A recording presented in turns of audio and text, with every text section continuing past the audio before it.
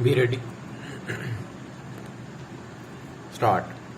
With the Supreme Court expected to get its first woman Chief Justice B.V. Nagaratna in 2027, the present CJI N.V. Ramanna's call to women lawyers to strongly demand 50% representation in the judiciary assumes significance. Stop. Educational, social, and economic advancement has been a prerequisite for empowerment of women, and of late many fields hitherto considered male bastions have seen the entry of women, breaking gender stereotypes and also signifying their talent and ability to meet the changing nature of work requirements. Stop.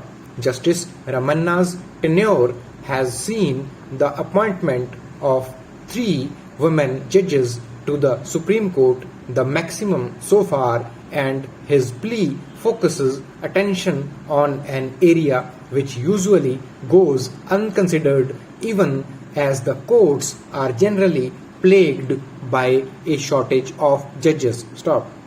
Matters are not helped either by the fact that the qualification for appointment as a judge only lists the criteria either from judicial service or from the bar and is not specific about the gender of candidates. Stop. The aspiring candidates also have to be clear about their career choice, for there are lawyers who prefer having a lucrative practice over appointment as a judge. Stop. Individual choices apart, the road ahead will not be easy for women in judiciary, considering that laws to ensure the representation of women in legislative bodies have met with stiff resistance. Stop. The working of the judges is also not easy because of the workload and the need for security. Stop.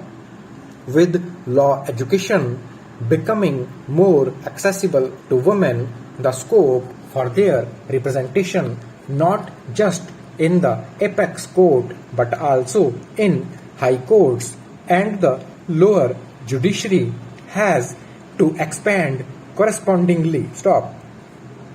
The idea of giving preference to women is also guided by the need to check gender discrimination in the dispensation of justice. Stop. More women in the judicial service may help instill confidence among the litigants and bring sensitivity to the handling of cases. Stop.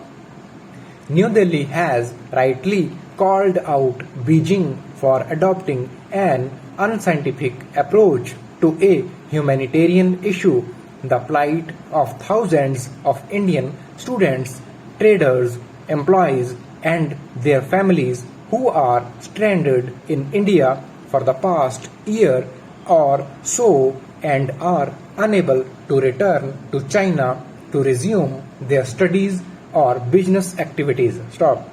Though India has continued to issue visas to Chinese business persons to enable their travel to this country, China has been unwilling to reciprocate the gesture. Stop. In November 2020, China had decided to suspend all flights coming from India, citing a rise in COVID cases, but had called it a temporary measure. Stop. Even as India's daily caseload dropped significantly in January-February this year and the nationwide vaccination program was launched, China did not reconsider its decision. Stop. Now, after the second wave, the caseload is again within manageable limits and 2/3 of India's adult population has received one vaccine dose each, yet Beijing is not doing the needful. Stop.